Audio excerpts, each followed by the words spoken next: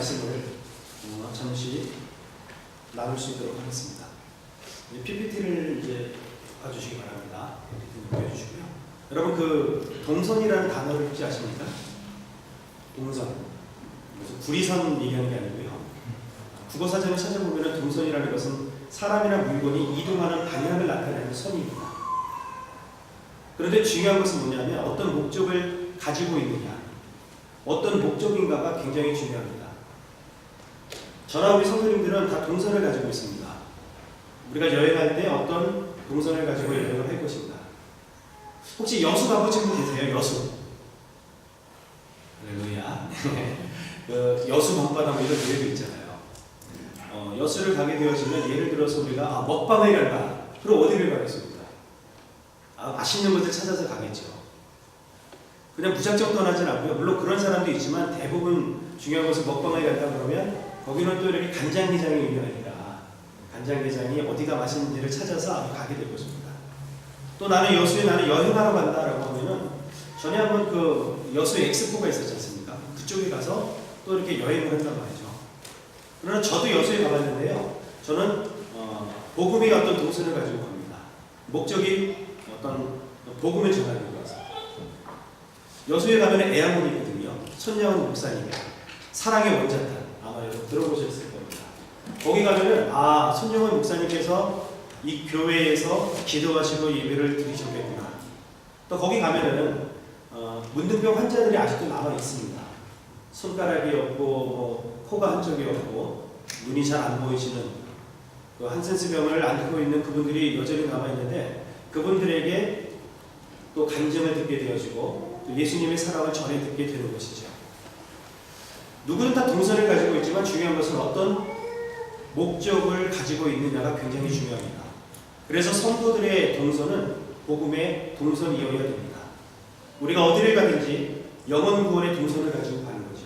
하나님 나라의 목적을 가지고 어떻게 이동하고 어떤 방향으로 나아가느냐가 굉장히 중요합니다. 자, 다음 PPT를 보게 되어지면은 사도 바울이 1차 선교 여행을 통해서 이런 복음의 동선을 가지고 움직입니다. 우리가 잘 알고 있는 것처럼 수리아 안디옥에서 실루기아로 가서 거기서 배를 타고 구브로 섬으로 갑니다. 사이프러스 섬에 가서 이제 살람이라고 하는 가장 큰 도시에서 바보에 이르기까지 한 180km 정도가 되는데 서울에서 대전까지 되는 그 거리를 다니면서 회당에 들어가서 복음을 증거했습니다.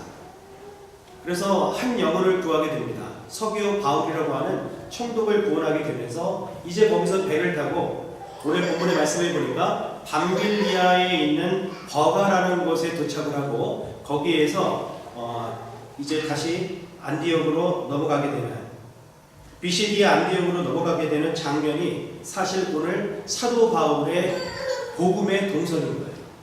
복음의 동선인 것입니다. 자, 우리 다음 PPT를 한번 보시겠습니다. 사도행전 13장 13절 말씀인데 오늘 이 13장 13절 말씀을 통해서 우리는 두 가지를 기억하셔야 됩니다. 첫 번째는 뭐냐면 리더십이 바뀌었다는 것과 또 하나는 함께 동역을 했었던 마가 요한이 중간에 하차했다는 것에 우리는 13절 말씀을 통해서 주목해야 됩니다. 함께 같이 읽도록 합니다. 시작! 바울과 및 동행하는 사람들이 바보에서 배 타고 밤빌리아에 있는 버가에 이르니 요한은 그들에게서 떠나 예루살렘으로 돌아가고 아멘. 13절 말씀을 보니까 바울과 및 동행하는 사람들에 주목하십시오. 그들이 바보에서 배를 타고 버가로 갔는데 이 바보에서 버가까지는요 280km 정도가 됩니다. 배를 타고 간 거예요. 그런데 그 버가에서 마가라고 하는 요한이 중간에 무단 이탈을 하게 되는 것입니다. 그래서 수리아 안디옥으로 간 것도 아니고 거기서 왔는데 그쪽으로 가지 않고 자기 고향으로 돌아가고자 결정을 하고 그렇게 책임을 완수하지 못하고 떠나가 버리죠. 자, 다음 PPT를 보시면은요 여기서 우리는 리더십의 변화를 먼저 살펴볼 수 있습니다. 여러분들 사도행전 12장 25절 말씀을 보면은 바나바와 사울이 구조하는 일을 마치고 바나바는 수리아 안디옥 교회의 담임 목사님이셨습니다. 그래서 헬라어 어떤 문법을 보게 되어지면은 맨 앞쪽에 나와 있는 사람이 가장 강력한 리더십을 가지고 있는 사람입니다. 사도행전 13장 1절 말씀에 보면은 안디옥 교회에 5명의 리더십이 있다고 말씀을 드렸는데 그 5명의 리더십 가운데서도 가장 먼저 나온 사람이 누굽니까? 바나바였어요. 바나바. 12장 25절에도 그리고 13장 2절에도 보니까 바나바와 사울을 따로 세우라. 이때까지만 해도 성령님께서 말씀하신 부분인데 성령님도 바나바를 리더십으로 먼저 인정을 하셨던 겁니다. 사도행전 13장 7절 말씀해 보니까 바나바와 사울을 불러. 계속해서 바나바가 리더였던 것을 성경에서 찾아볼 수 있는데 오늘 13장 13절 말씀으로 넘어가니까 바울과 및 동행하는 사람들이라고 하면서 바나바에서 바울로 리더십이 바뀌어진 사실을 보게 됩니다. 사도행전 13장 46절도 보면은 바울과 바나바가 담대히 말했다. 15장 2절에도 보니까 바울 및 바나바, 더 나아가 바울과 바나바 이래갖고 2번이나 그렇게 나와요. 15장 22절 말씀에 보면은 바울과 바나바와 함께 안디옥으로 갔다 이렇게 표현하면서 바나바에서 바울로 리더십이 바뀌어진 장면이 나오게 됩니다. 오늘 이 사실을 통해서 우리가 깨달을 수 있는 것은 교회의 리더십은 변화될 수 있음을 인정하시기를 주의 이름으로 축원합니다. 교회 리더십은 바뀔 수 있습니다. 목사도 예외는 아닙니다. 한 번 해병은 영원한 해병은 해병대에서만 해당되는 말인 것 같아요. 교회에서는 그렇지 않습니다. 교회에서는요, 예를 들어서 선교의 자질을 갖고 있는 정민양 집사님이 선교부장을 맡고 있었는데 새롭게 외부에서 새 가족이 오셨는데 그분은 정말 저보다 더 탁월한 선교에 대한 비전을 갖고 있는 분입니다. 그러면 내어드릴 수 있어야 된다는 거예요. 바나바는 담임 목사님이었어요. 담임 목사님.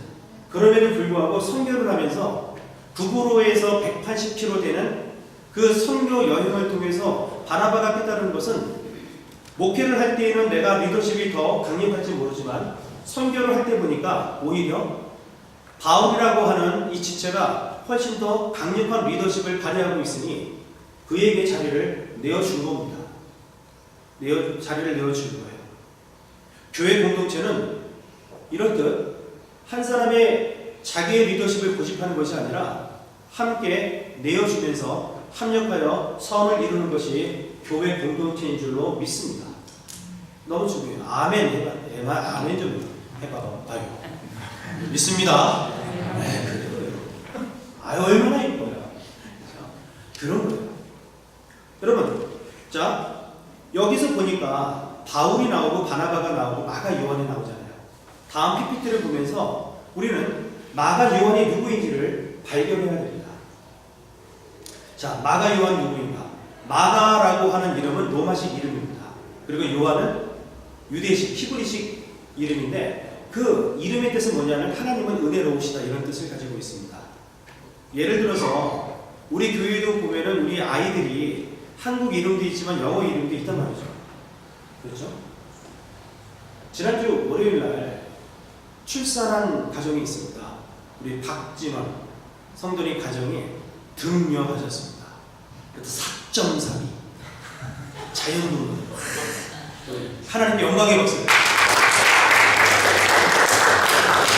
그 태명이 여러분 조이였어요. 기쁨. 산모도 건강하고 막 기뻐하더라고요. 혹시 영어식 이름과 한국식 이름을 지었습니까? 영어 이름은 뭐예요? 조이스. 있잖아요, 그렇죠? 그다음 한국 이름은 주유미. 이름이 있습니다. 보니까 주유미도 조이스라고 하는 영어 이름이고, 그다음에 한국 이름이 있는 것처럼 마가 요한도 로마식 이름이 있었고, 그다음에 히브리식 이름을 가지고 있었던 거예요. 이 마가 요한은 바나바의 생지였습니다. 그리고 마가 요한의 어머님은 마리아예요. 그러니까 바나바의 누나가 누구였냐면 마리아였어요. 그리고 그 마리아의 아들이 마가 요한이었으니까 조카였던 것입니다. 조카. 근데 그 가정은 너무 부유한 가정입니다. 여러분 마가의 다락방 기억나시죠? 그 당시에 다락방이 많이 있었지만 마가의 다락방 사복음서에 보면은 그리고 사도행전에 보면은 큼지막한 모임을 가졌던 장소가 다 어디였습니까? 마가의 다락방이었던 것입니다. 그리고 이 마가 요한은 마가복음의 저자이기도 합니다. 그런데 안타까운 것은 뭐냐면 중간에 도중하차를 해서 예루살렘으로 돌아가잖아요. 사실은 그 현장에서 1차 선교 여행 때부터 현장에서 바울과 바나바의 선교 여행을 지켜봤던 사람이 누구냐면 마가 요한이었습니다. 그러니까 도중하차하지 않고 끊임없이 끝까지 사역을 했다면은 사도행전 신약시대의 역사서를 기록할 수 있는 놀라운 하나님의 은혜를 경험할 수도 있었을 것입니다. 그런데 안타까운 것은 그가 도중 하차했기 때문에 이후에 누가가 합류하거든요. 그 누가를 통하여서 사도행전 역사서가 기록이 되는 겁니다. 너무 안타깝습니다. 그 역사서를 기록할 수 있는 기회가 먼저 마가 요한에게 있었는데 중간에는 신앙이 그리고 우리의 믿음이 약해져서 무단 이탈을 하니까 그 큰 놀라운 은혜를 경험할 수 없는 안타까움을 여기서 우리가 볼 수가 있는 것이죠. 다음 PPT를 보게 되어지면 마가 요한, 이 마가의 다락방에 대한 내용이 나오고 있는데 바로 이 마가 요한이 마가의 다락방의 주인이었습니다. 엄마가 주인이니까 아들도 주인이지, 그죠? 아닌가요? 다른가요? 이렇게 주머니가 다른가? 동일하단 말이죠. 여러분, 사복음서에 보게 되어지면 예수님과 최후의 만찬을 행했던 장소가 어디냐면 마가의 다락방입니다. 여기서 성찬식을 거행했다는 거예요. 그런데 그 안에 마가 요한이 있었고 함께 사역을 했기 때문에 하나님의 은혜를 경험한 사람이 마가 요한이었어요.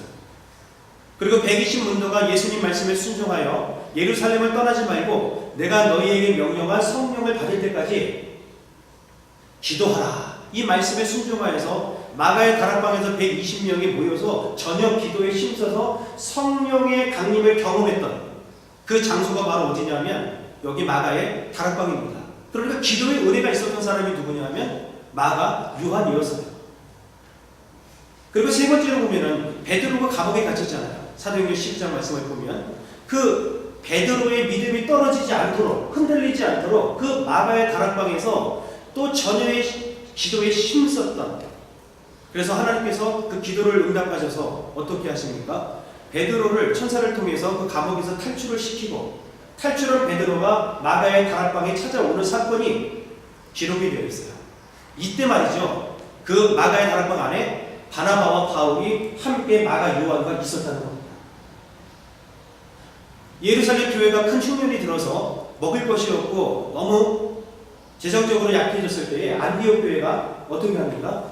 구제 헌금을 통하여서 예루살렘 교회를 돕게 되는데 바나바와 바울을 그때 보내는 겁니다. 근데 그때 베드로가 옥에 갇혔기 때문에 함께 베드로를 위해서 중보 기도했어요.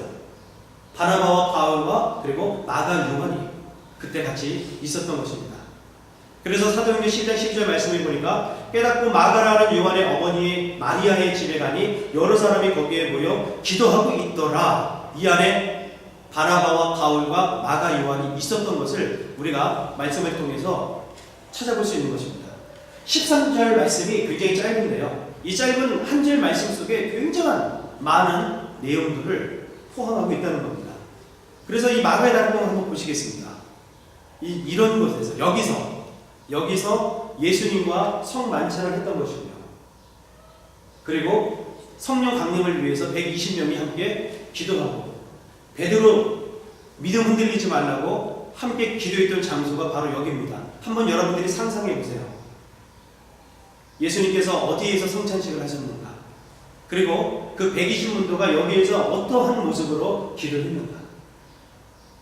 바로 이 집 주인이 바로 마가 요한이었던 것입니다. 그런데 안타까운 것은 다음 PPT를 보시면 마가의 요한이 무단 이탈을 한 거예요. 자, 사도행전 13장 5절 말씀을 보면은 선교 여행을 하면서 요한을 무엇으로 두었더라? 수행원으로 두었더라. 이 수행원이라는 단어에 주목하십시오. 그리고 13절 말씀에 보니까 요한이 그들과 함께 어떻게 됩니까? 그들에게서 떠나서 예루살렘으로 돌아갔다라고 성경은 말하면서 그가 무단 이탈을 했다고 말씀하고 있습니다. 다음 PPT를 보시면은 수행원이 무슨 뜻인지 우리가 이 그림을 통해서 사진을 통해서 알 수 있습니다. 어떤 그림입니까? 배 밑에서 노를 젓고 있는 노예. 이것이 수행원이라고 하는 헬라어 뜻입니다. 여러분, 수행원을 두었다라고 하는 것은 뭐냐면 배 밑에서 노를 짓는 노예와 같은 모습으로 바깥에 전쟁이 일어나도 안에서는 보이지 않습니다. 그리고 저 노예들은요, 이 북소리에 맞추어서 단지 노를 지을 뿐입니다. 사실 헬라어 뜻으로 보게 되어지면 지금 마가 요한은 수행원으로서 맡겨주신 복음의 사명을 단지 그렇게 감당할 수밖에 없는 입장에 있었던 거예요. 북소리가 들립니다. 그러면 둥 하다가 북소리가 막 빨라집니다. 둥둥둥둥 계속 이렇게 노를 짓는 거. 이게 바로 수행원이라는 뜻이에요. 그래서 사도 바울은 이 수행원이라고 하는 단어를 해석하면서 종 그리고 일꾼으로 해석을 하기로 했습니다. 마가 요한은 선교 여행을 하면서 하나님의 뜻에 의거해서 주님이 가라 하면 가고 서라 하면 서는 그런 어떤 사명을 가지고 있어야 되는 사람이 바로 마가 요한이었는데 그가 중간에 도중같이 하는 겁니다. 근데 그 이유가 무엇인가? 13절에 보면은 나와있지 않습니다. 그러나 여러 학자들은 이렇게 이야기하고 있습니다. 첫 번째는 뭐냐면 리더십이 바뀌었잖아요. 리더십이 자기 삼촌이 담임 목사님이셨어요. 그런데 선교 여행을 하면서 자꾸 리더십이 바울로 바뀐단 말이죠. 그럼 바울이 자꾸 이야기합니다. 너 이거 해라, 저거 해라. 자꾸 이렇게 이야기를 하니까 막 짜증이 나는 거예요. 우리 삼촌이 안디옥 교회 담임 목사님인데 무르익지 못했던 것이죠. 미성숙했던 것이죠. 그리고 두 번째 이유가 자 우리 다음 PPT를 보시면 볼 수 있는데 자 문제가 나갑니다. 한번 맞춰보십시오. 여기에 보면 이 그림을 보고 병이 하나 있습니다. 질병. 어떤 병인 것 같아요? 빙고. 향수병 걸렸다. 홈식 걸렸다는 거죠.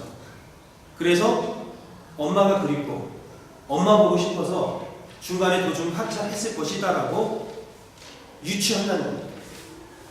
자 다음 그림 보십시오. 이게 뭐죠? 모기인데 그냥 모기가 아니라 무엇을 전해주는 전염병으로 모기는 말라리아. 네. 이 말라리아입니다. 말라리아.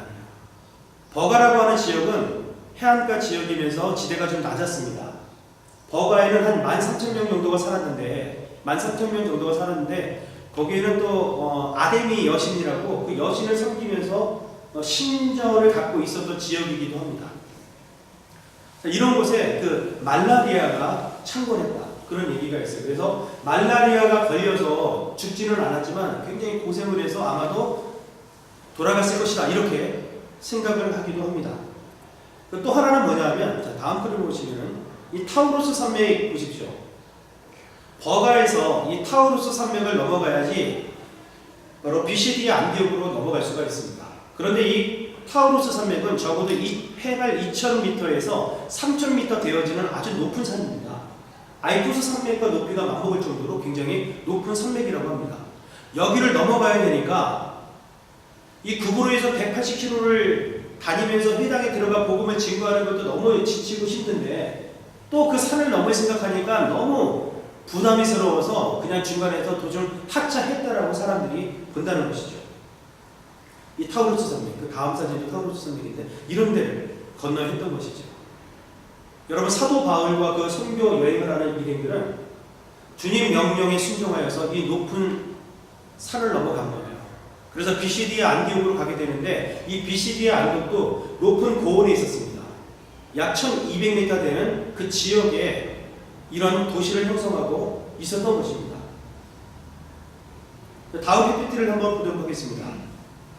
이 사건 때문에 어떤 일이 벌어지냐면 사도행전 15장 39절에서 41절 말씀을 보니까 자 우리 39절 말씀 같이 읽어보겠습니다. 시작! 서로 심히 다투어 피차 갈라서니 바나바는 마가를 데리고 배 타고 구브로로 가고 아멘. 어떻게 됐을까요? 힘이 다투게 됐단 말이에요. 1차 전도 여행이 끝나고 나서 2차 선교 여행을 떠나게 될 때에 바나바가 마가를 데리고 가자 이렇게 된 겁니다. 그때 안 된다. 중간에 도중할자 했던 사람 한 번 그렇게 했는데 또 한 번 더 하지 말라는 것 어디 있느냐. 그럴 수 없다 하면서 심히 다투게 돼요. 그래서 바나바는 마가를 데리고 구브로로 가게 되어지고 그리고 바울과 바울은 신라를 선택을 해서 다시 길리기아로 가면서 교회들을 견고하게 했습니다. 다투는 것이 좋지 않습니다. 이 말씀을 보고 여러분들이 이렇게 깨달으시면 안 돼요. 아하, 싸워도 되는구나. 다퉈도 되는구나. 나중에 하나님께서 이렇게 좋은 길로 인도하시니까 싸워도 되지. 그건 아니죠. 다투는 건 안 좋습니다. 그럼에도 불구하고 하나님께서는 다투었지만 복음의 길을 이것을 통하여 선한 길로 여셨던 것입니다. 수리아는 여러분 수리아 안디옥 교회 그쪽 지역으로 바나바는 간 거예요. 그리고 길리기아는 어디냐면은 다소가 있는 지역. 사도 바울의 고향이 다소잖아요. 그러니까 터키 지역입니다. 지금 쭉 얘기하는 것이 소아시아, 지금 터키 지역입니다. 터키 지역 쪽으로 가서 지속적으로 복음이 확장됐다는 거예요. 우리 하나님 멋쟁이십니다. 시발점은 그렇게 좋지 않았지만 그럼에도 불구하고 하나님께서는 합력하여 선을 이루시는 분이신 줄로 믿습니다. 자, 여러분 다음 이제 PPT를 통해서 우리가 그렇다면 이 공동체를 통하여서 공동체가 무엇인가를 발견해야 됩니다. 우리는 교회를 교회 공동체라고 이야기하고 가정을 가정 공동체라고 이야기를 합니다. 이 공동체는 뭐냐면 성숙한 성도와 미숙한 성도들이 조합을 이루고 있는 것이 바로 공동체입니다. 교회 공동체에는 믿음이 늘 특출난 사람들만 있는 게 아닙니다. 믿음이 좋은 사람도 있지만 각 예수 그리스도를 믿어서 믿음이 약하신 분들도 분명히 있는 겁니다. 그렇다고 해서 믿음이 좋으신 분들이 믿음 약한 사람들을 나무랄 수는 없습니다. 오히려 그 믿음 약하신 분들을 통해서 교회 공동체가 성장한다는 사실을 우리는 기억하셔야 됩니다. 우리 가정에 보면은 은성이하고 은진이가 있는데 우리 은성이가 사실 굉장히 부족한 부분이 또 있습니다. 약한 부분이 많이 있어요. 그러니까 미숙한 부분이 많습니다. 아이기 때문에 그래요. 가정에 보면 다 그렇지 않습니까? 아이들은 여전히 미숙합니다. 그럼에도 불구하고 그 미숙한 아이들을 통해서 가정 공동체가 세워졌다는 사실을 우리는 잊으시면 안 됩니다.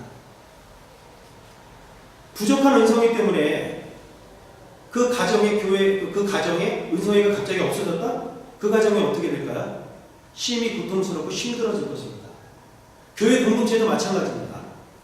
믿음이 약한 성도님들이 계시지만 그 성도님들 때문에 그 교회 공동체가 인내하고 기다려주고 또 이해하고 또 기도하면서 교회 공동체가 더욱더 성장하고 부흥한다는 사실을 우리는 기억해야 됩니다.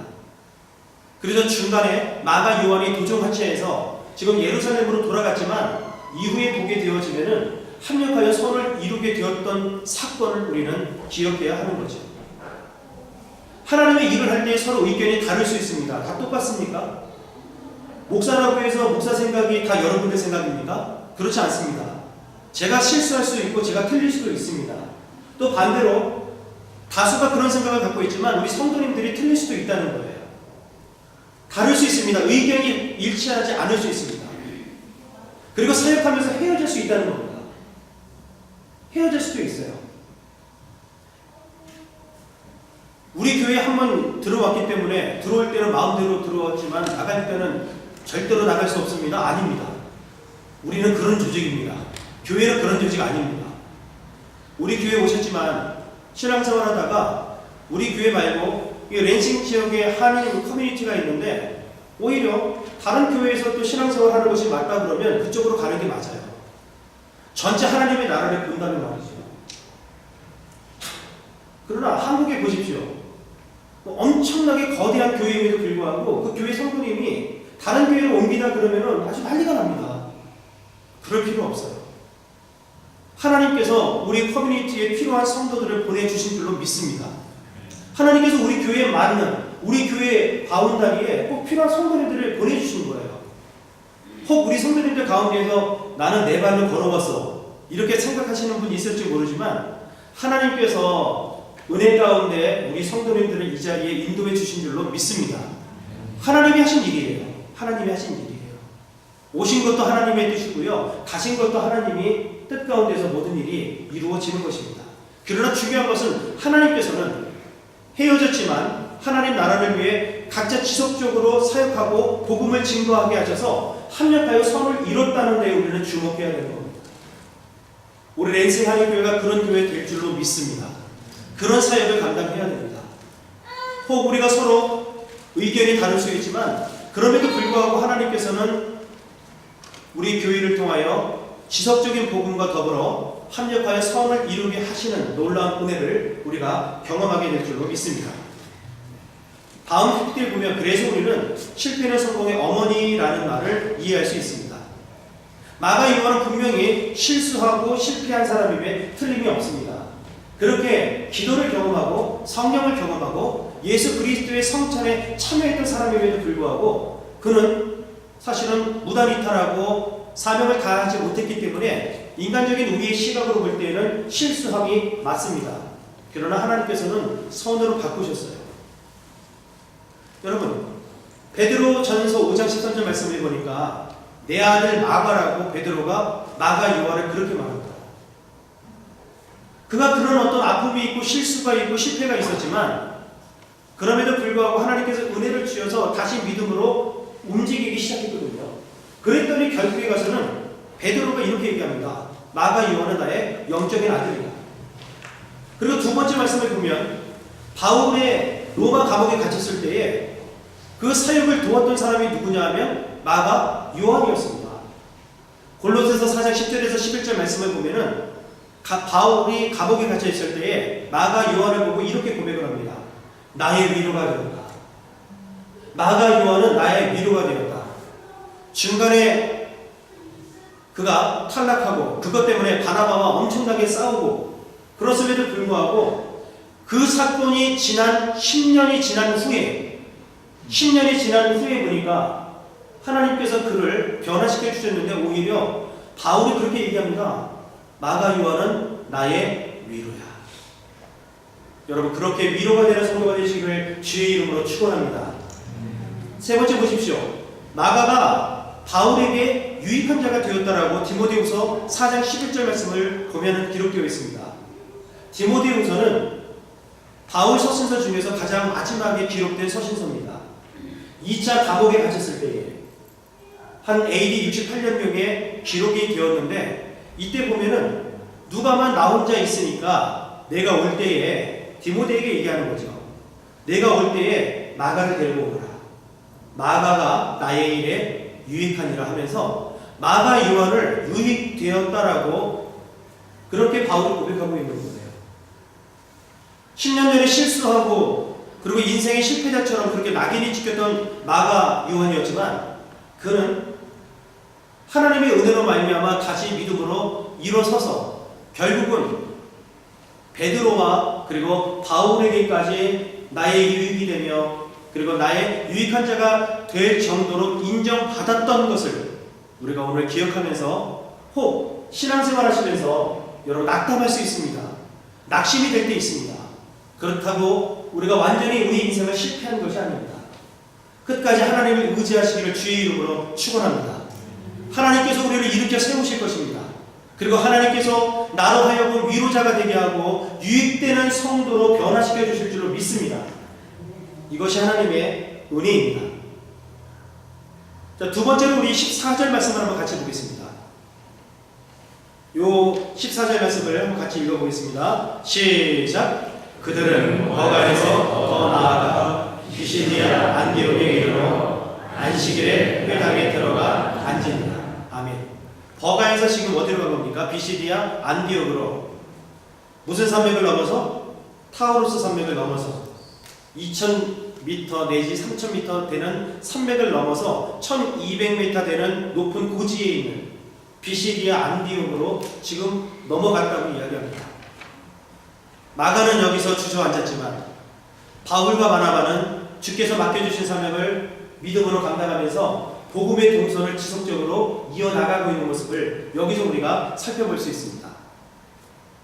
여러분, BCD 안디옥에 가서 어디에 가서 복음을 증거했습니까? 회당에 갔어요. 회당. 시나고기라고 하는데 이 회당입니다. 회당. 자, 우리 다음 PPT 보면은 이것이 실제적으로 그 BCD 안디옥 회당의 터라고 합니다. 가보진 않았어요. 자료를 제가 보내드리는데 이런 터에 사도 바울이 복음을 증거했던 BCD 안디옥 회당의 터가 있다고 합니다. 자, 회당의 모습을 다시 한번 보여드리겠습니다. 다음 그림을 한번 보시면 한 번 더 나왔죠. 여기 보시면 여러분 회당의 내부, 이거는 BCD 안디옥 회당은 아니고요. 실제로 지금 남아있는, 그리고 지금 이곳에서 랍비들이 성경을 가르쳐주고 있는 이스라엘에 있는 회당의 내부 사진입니다. 이런 곳에서 사도 바울이 유대인들에게 복음을 전하는 거예요. BCD 안디옥도 다르지 않습니다. 그 다음 사진 보십시오. 좀 더 좋은 회당이죠. 이런 회당도 있었어요. 정확하게 우리가 알 수는 없지만 이 회당에 들어가서 먼저 유대인들에게 복음을 증거했던 사도 바울의 모습을 우리가 상상하여 그림을 그려볼 수 있을 것입니다. 다음 PPT를 보면서 오늘 말씀을 정리하도록 하겠습니다. 버가에서 이제 타우루스 산맥을 넘어서 BCD의 안디옥 회당에 들어갔습니다. 여기서 오늘 발견할 수 있는 교훈 첫 번째는 뭐냐면 마가 요한은 1차 선교 사역 중에 사역을 중단했습니다. 그리고 무단이탈했지만 끝까지 바울과 바나바는 사명을 다하여 그 고난의 길이고, 사실은 타우루스 산맥은 강도의 위험이 굉장히 많았던 산맥이거든요. 목숨을 내어놓고 사명을 위해서 그가 넘어갔다는 것에 우리는 주목을 해야 됩니다. 저와 우리 성도님들이 이토록 책임을 다하는 성도가 되기를 주의 이름으로 축원합니다. 사명을 다하는 성도가 되기를 주의 이름으로 축원합니다. 그리고 나의 정체성이 무엇인지를, 내가 누구인지를 정확히 알기를 주의 이름으로 축원합니다. 나는 복음을 증거하는 사람, 성령께서 나를 복음 전도자로 세웠어. 사도 바울은 본인의 정체성을 알았기 때문에 타우루스 산맥을 마다하지 않고 넘어가 복음을 전했다는 것에 우리는 오늘 주목해야 될 줄로 믿습니다. 두 번째, 바울은 먼저 어디에 들어갔습니까? 회당에 들어가서 유대인들에게 먼저 복음을 전했습니다. 뻘쭘한데, 잘 알지도 못하는데 사람 붙잡고 복음 증거하는 거 쉽지 않습니다. 여러분, 우리는 오늘 이 메시지를 통해서 사도 바울의 복음의 현장을 이해해야 됩니다. 그는 먼저 유대인들 회당에 들어가서 유대인들을 위해서 복음을 전했다라는 것이죠. 로마서 1장 16절 말씀을 보면은 내가 복음을 부끄러워하지 아니하노니 이 복음은 하나님의 능력이 된다고 말씀합니다. 첫째는 유대인에게요. 또한 헬라인에게 로다라고 고백을 하면서 유대인에게도 복음을 증거했고 또한 헬라인에게도 사도 바울은 복음을 전했습니다. 우리 메시지를 통해서 우리는 복음의 동선을 잘 정리하셔야 될 것 같아요. 여러분, 이 랜싱 안에 한인 커뮤니티가 몇 개 있습니다. 침례교가 있고 장로교가 있고 또 이렇게 그 주님의 교회도 있고요. 저기가 있는데 그 외에도 이 안에 살고 있는 한국 사람들이 많이 있습니다. 교회를 나오지 않기 때문에 잘 알지는 못하지만 예수님을 믿지 않는 한인 커뮤니티가 사실은 이 가운데 굉장히 많이 있어요. 첫 번째, 우리는 사도 바울의 어떤 동선을 통해서 그들을 만나서 기회가 있으면 예수님의 사랑을 전파하시기를 주의 이름으로 축원합니다. 일단 언어가 되잖아요. 그들에게 다가가십시오. BCD 안디옥에 가서, 다시 말해서 우리가 이 미국 땅에 살고 있지만 이 미국 땅 안에도 언어와 같은 민족인 히브리인들이 있었던 것처럼 한인들이 이 안에 분명히 살고 있어요. 그들에게 찾아가셔서 예수님의 사랑을 사도 바울처럼 먼저 전해야 된다는 사실을 우리가 오늘 복음의 동선을 먼저 발견할 수 있습니다. 그리고 마지막으로 여기서 우리가 깨달을 수 있는 것은 디아스포라, 흩어진 성도님들은 우리가 서 있는 곳에서 반드시 교회 공동체를 세우셔야 됩니다. 내가 있는 곳은 교회가 세워져야 될 장소입니다. 건물을 세우라는 게 아닙니다. 교회라고 하는 것은 예수 그리스도를 믿는 성도들의 모임 자체가 교회예요. 내가 지금 서 있는 그 위치가 바로 교회를 세워야 되는 장소인 것을 우리는 기억해야 됩니다. 성도님들이 공부하는 그곳에서, 성도님들이 사역하는 그 직장에서, 우리 성도님들이 함께 지금 하고 있는 그 일터에서 우리가 해야 될 일은 교회 공동체를 세워야 된다. 그들에게 예수 그리스도를 사랑으로 전해야 된다. 그것이 바로 오늘 우리 성도님들의 복음의 동선인 것을 말씀을 통해서 깨닫는 저와 여러분들이 되시기를 주의 이름으로 간절히 축원을 드리겠습니다.